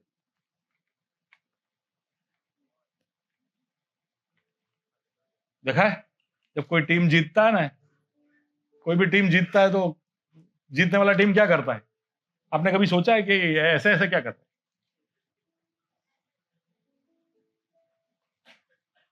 जब बगावत होता है तो क्या करते? क्या करते? प्रोटेस्ट होता है तो क्या करते? करते कि नहीं? आप और कुछ करते हो तो मुझे बताइए। आप ऐसे बोले मैं तो बगावत करता ही नहीं, बहुत सारा, लेकिन कभी कभी जीतते हैं। कभी इंडिया जीता है, कभी आपका टीम जीता है सामने वाले का। क्या किया आपने? देखो, हमारे अंदर से बाय डिफॉल्ट ये वाला आएगा, कोई आपको सिखाने का जरूरत नहीं है। आप जाके ऐसे करोगे, ऐसे ही करोगे आप। That is the sign of victory, एक साइन ऑफ डिफायंस कि भाई तू अधिकारी होगा लेकिन चलेगा मेरा। समझ रहे हो? तो ऐसे पूरा पूरा सेना आ रहा होगा लेकिन आप ऐसे खड़े होंगे। क्यों? अधिकार तेरा होगा लेकिन चलेगा मेरा। इजराइल चल के जा रहा था, ऐसा लिखा है कि बेखटके जा रहा था, यानी हाथ ऐसे ऊपर करके जा रहा था। तो उसका मतलब क्या है? उसका मतलब ये कि वहां पर फिरौन जिंदा है। फिरौन मरा नहीं है, फिरौन जिंदा है। उसकी पूरी सेना अभी भी सक्रिय है और ये लोग जा ऐसे ऐसे करके जा क्या रहे? जरा सोच नहीं रहे लोग जा किधर रहे? किधर जा रहे? अभी इजिप्ट है इसलिए ऐसे ऐसे कर रहे। जैसे ही वो इजिप्ट खत्म होगा तो किधर होगा? अरे नहीं नहीं, रेगिस्तान में। अलिया क्या आई गया? सबका हाथ ऐसा ऐसा हुआ ना, अब ऐसे ऐसे हो गया होगा। बोले ये कहां आ गए? और फिर ऐसा सोच भी नहीं रहे कि थोड़े आगे लाल समुद्र आने वाला है। फिर भी पोस्चर कैसा रखा उन्होंने? This was the posture, okay, of going ahead into victory. अभी तक उनको जो चाहिए था, वाचा का प्रदेश, कुछ मिला नहीं था, लेकिन उन्होंने पोस्चर ऐसा पकड़ के रखा। दे लीव विथ रेज्ड हैंड्स। और ये हमेशा बाइबल का एक प्रिंसिपल रहा है कि कुछ भी हासिल करने से पहले पोस्चर ठीक करना जरूरी है। वो विश्वास को दर्शाता है। तो यरीको के चारों ओर 6 दिन तक वो घूमते रहे यरीको को गिराने से पहले। गोलियत को गिराने से पहले दाऊद गुलेल को लेकर दाऊद गोलियत की तरफ भागता है। अभी गोलियत गिरा नहीं है, लेकिन वो विश्वास से वो आगे भागता है। मूसा ने जब छड़ी ऊपर किया तो लाल समुंदर दो हुआ नहीं था, लेकिन वो ऊपर करता है, फिर विभाजित होता है। यहोशापात अपनी सेना को भेजता है गाना गाते हुए, अपने गाना गाने के लिए सेना को भेजता है आगे आगे, और वो गाना गा रहे होते, अभी जीते नहीं होते, लेकिन वो गा लेते हैं, उसके बाद जीत उनको हासिल होता है। तो कई बार पोस्चर बहुत इंपॉर्टेंट है। बार्तिमाई को यीशु बुलाता है, बार्तिमाई तू इधर आ, तो वो अपना कोट उतार के कूद के आता है, ऐसा बोलते हैं। वो कोट उसके भिखारी होने का प्रतीक था, उसका सिंबल था। वो जब यीशु के पास आता है तो बाय फेथ मैं समझता हूं कि वो अपना भिखारी का कोट उतार देता है, बोले कि यीशु ने बुला लिया है, अब ये कोट की मुझे जरूरत। पोस्चर है वो। तेल से पूरे बर्तन भरे, उसके पहले उसने बर्तन पूरे लाइन में लगाए उस विधवा ने। पतरस बोट में से पांव जब बाहर रख रहा था तो अभी भी उसे पता नहीं था कि पानी में होने क्या वाला है, उसे नहीं पता था। हमें पता है कि वो पानी के बाहर बोट के बाहर रखा और वो चला, लेकिन वो 10-20 सेकंड का आप सोचिए कि वो पांव बाहर रख रहा है और उसके दिमाग में क्या चल रहा है। तो posture he had to do it. फिर उसको पता चला कि पानी भी पत्थर जैसा लग रहा है। एलाइजा कार्मेल पे जब वेदी के ऊपर पानी डलवाता है, और पानी डालो और पानी डालो, उसको पता है आग उतरेगा, लेकिन फिर भी उसके विरुद्ध में वो कार्य करता है। पोस्चर है वो। क्यों मैं आपको ये बता रहा हूं? आप एक साल खत्म करके दूसरे साल की ओर जा रहे हो सकता है आपके सवालों का, आपके प्रार्थनाओं का उत्तर आपको मिला ना, अभी भी आप जीत की राह देख रहे हो, अभी भी आप वादों को पूरा होने का राह देख रहे हो। आप ऐसे देख देख के खड़े हो, उसमें कैलेंडर बदल जाएगा।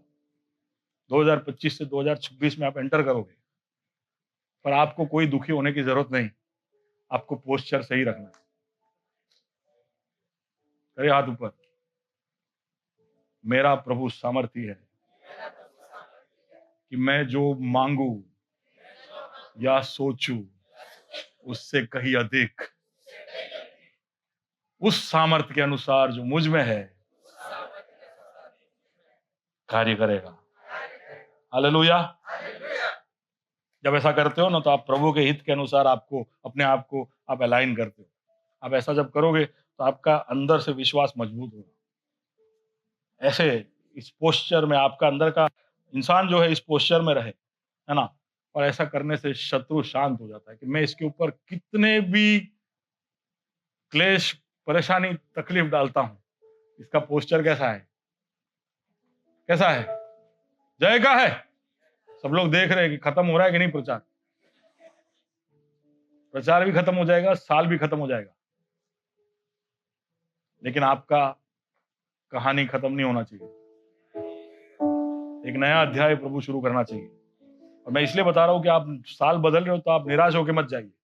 आप थोड़े आशा को बुलंद करते हुए नए साल में प्रवेश करिए कि मेरा हाथ 2025 में ऊंचा था, आगे भी ऊंचा ही रहेगा, क्योंकि हो सकता है कुछ चीजों के लिए अभी समय आया नहीं है। यूसुफ ने कहा कि तू जब ये जेल से निकले तो मुझे याद रखना। अगर वो याद रखता तो शायद वो जेल से बाहर आ जाता, लेकिन वो भूल गया। 2 साल तक भूल गया। फिर 2 साल के बाद उसको याद आया, लेकिन इस बार जब उसको याद आया तब सपना राजा ने देखा था, और फिर वो आके यूसुफ का नाम लेता है। जब वो यूसुफ को याद करता है और तब जब वो निकलता है, तो उसके अगले पड़ाव में वो मिस्र का प्रधानमंत्री बनता है। 2 साल पहले वो निकला होता तो अभी भी इजराइल के कोई घराने में वो एक सर्वेंट या मैनेजर होता, लेकिन क्योंकि उसने अपना हाथ ऊंचा रखा और प्रभु के समय में उसके लिए छुटकारा आया, तो जब आया तब चप्पड़ फाड़ के आया। हालेलुया। तो इसलिए हाथ उठा के एक सेकंड, एक हाथ उठाइए जरा, सब अपने जगह पे खड़े हो जाइए कि भाई ये मेरा पोस्चर रहेगा 2025 में। This is how I will enter because my God is able. 2026 में एंटर करेंगे। Yes, good, you are listening. Okay, this is how I will enter, या विथ विक्ट्री, या I will challenge every claim of the enemy and I will overcome. मैं जीत हासिल कर रहूंगा और जो मैंने सोचा है उसमें बदलाव लाऊंगा, जो मैंने मांगा है उसमें बदलाव लाऊंगा। मैं प्रभु को सीमित करूंगा नहीं, मैं प्रभु के लिए ये इजाजत दूंगा कि वो जो करना चाहे करे, क्योंकि वो सामर्थ्य है मेरे जीवन में सारे अविश्वसनीय संभावनाओं को हासिल कराने के लिए। आमेन।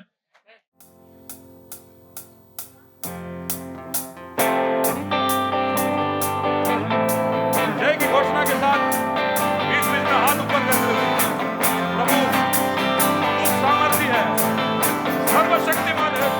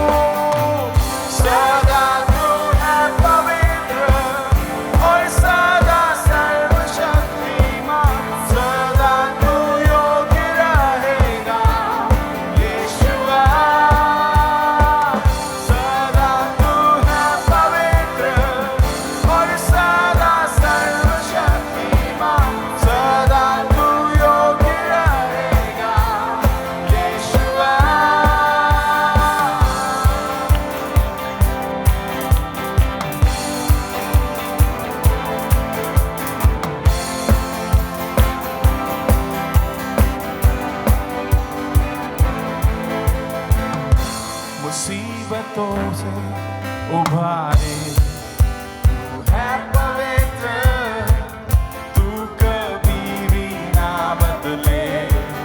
तू है पवित्र, मुसीबतों से उभारे तू है पवित्र, तू कभी भी ना बदले। तू है पवित्र, सदा सर्वदा तू राज करता है, तुझ सा है कोई कहाँ। जग के राजाओं से और देवताओं से श्रेष्ठ तू, सर्वश्रेष्ठ है तू। जग के राजाओं से और देवताओं से ऊंचा तू, सबसे ऊंचा तू। सदा तू है पवित्र और सदा सर्वशक्तिमान, सदा तू योग्य रहेगा यीशुआ।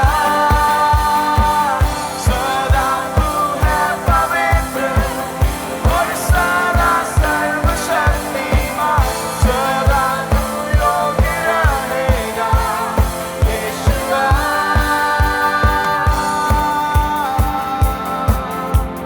हालेलुया, बोलो प्रभु यीशु मसीह की। वो सदा योग्य रहेगा, वो सदा पवित्र है। आज हमने उसकी एबिलिटी के बारे में सुना कि उसकी क्षमता कितनी है। हालेलुया, वो घूरे में से उठाकर शहजादों सा हमें बना सकता है। हालेलुया, जहां मृत्यु के अवस्था हो, जहां पे मरी हुई हालत हो, वहां पे भी वो नया उत्पन्न करने की क्षमता रखता है। हालेलुया, इसी तरीके का हमारे जीवन भी है कई बार हम शब्दों में बयां नहीं कर पाते, लेकिन हमारे आंसुओं को वो जानता है, वो समझता है। ऐसे खुदा की आराधना करने को हम आते हैं। हालेलुया। टूटा हुआ हृदय उसके सन्मुख ग्रहण योग्य है। हालेलुया। वो टूटे हुए हृदय को तुच्छ नहीं जानता। आइए क्यों न अपने हाथों को उठाकर कुछ देर उसकी आराधना करें इस गीत के साथ।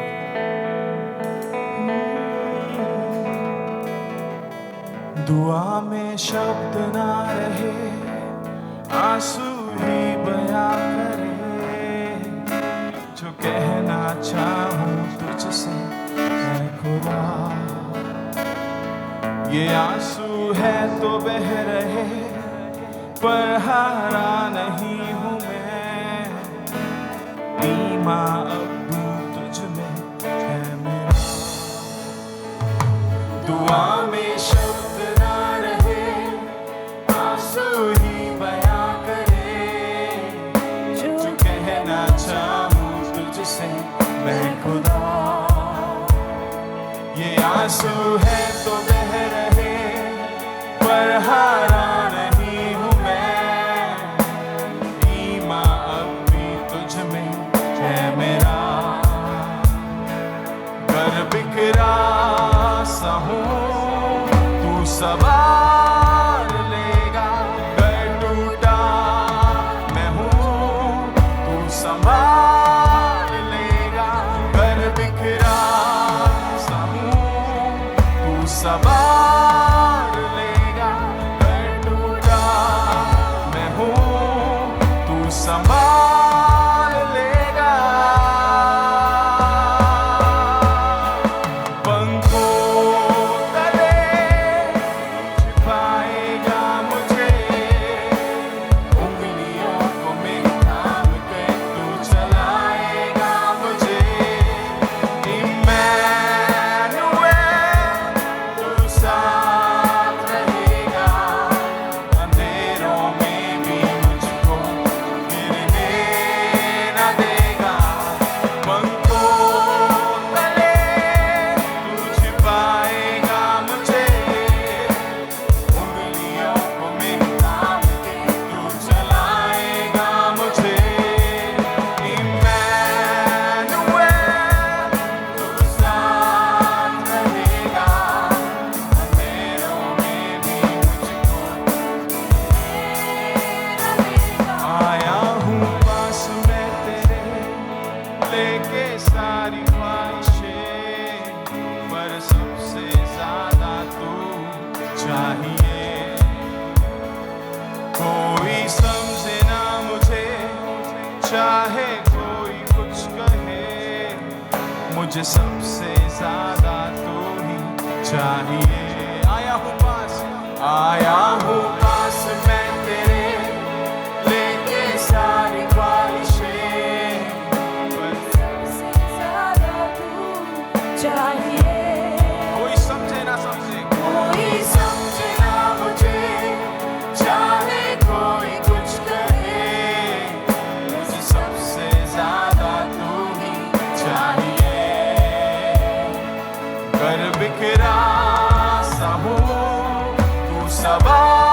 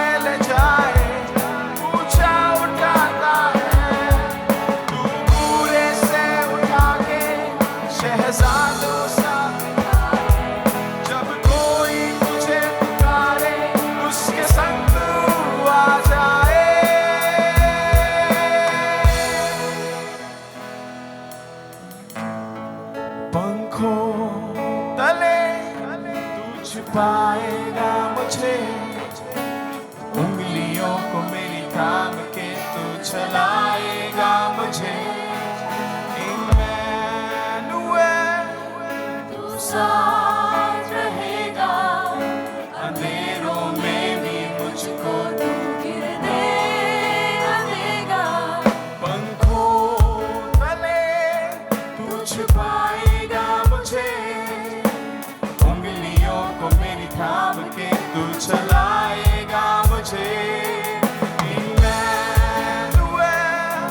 तू साथ रहेगा, अंधेरों में भी मुझको तू गिरने न देगा।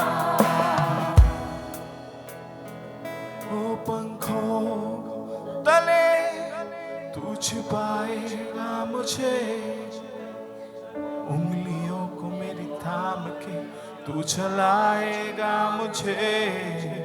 इम्मानुएल, तू साथ रहेगा, अंधेरों में भी मुझको गिरने न देगा। हालेलुया। तू इम्मानुएल है, तू हमारे साथ रहता है प्रभु, इसलिए हम तेरा धन्यवाद करते हैं। तू ही है जिसका अनुग्रह हमारे जीवन में बना रहता है प्रभु। तू हमें मिटने नहीं देता है, वरन प्रतिदिन तेरा करुणा हमारे जीवन में नया होता है प्रभु। हालेलुया। हम तेरा धन्यवाद करते हैं कि तू हमारी वेदनाओं को, हमारी उठने वाली हर एक प्रार्थनाओं को तू सुनता है प्रभु। हालेलुया। और तू उन्हें पूरा करता है प्रभु। हालेलुया। आज के इस दिन में प्रभु हम अपने आप को तेरे हाथों में सौंपते हैं प्रभु। हालेलुया। तेरे नाम को और ऊंचा उठाते हैं प्रभु कि तूने इतने सारे काम हमारे जीवन में किए हैं प्रभु जी। जब हम बीते समय को मुड़कर देखते हैं तब हम देखने पाते हैं कैसे अद्भुत और अनोखे कार्य तूने हमारे जीवनों में किए हैं प्रभु। कैसे तूने प्रबंधों को किए हैं, कैसे तूने आशीषों को प्रतिदिन हमारे जीवनों में जोड़े हैं प्रभु। हालेलुया। हम तेरा धन्यवाद करते हैं प्रभु इन सारे उपकारों के लिए, तेरे कामों के लिए, तेरी युक्तियों के लिए जो तूने हमारे लिए किए हैं प्रभु। हालेलुया। हर एक बातों में तुझे धन्यवाद देते हैं और इस प्रार्थना को यीशु मसीह के नाम से मांगते हैं। आमीन।